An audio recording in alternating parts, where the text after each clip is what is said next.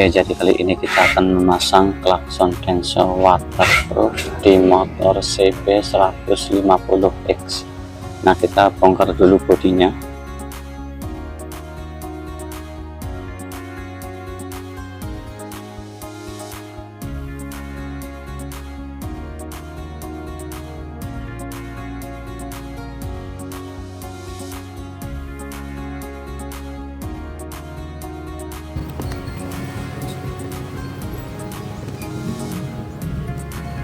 Nah, jadi untuk posisi klaksonnya kita pasang di dalam bodi atas, tepatnya di sampingnya tangki ya, jadi lebih aman, nggak kena air juga.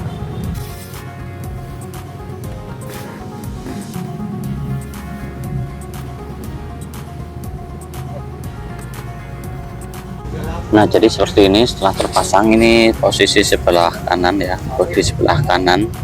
Nah, yang ini di sebelah kiri. Nah, jadi ini untuk relaynya ya, untuk kabel ori klaksonnya itu masuknya ke 8586. Ini untuk yang 30 ini aki. Kalau yang ini 87 ini output ke klakson densonya. Ini kabel orinya klakson 8586 masuknya ke relaynya. Ini kan ada angkanya ini 8586, ini 30, ini 87. Nah, ini pemasangan ke akinya ini yang dari relay angka 30 kita sambungin langsung ke positif aki.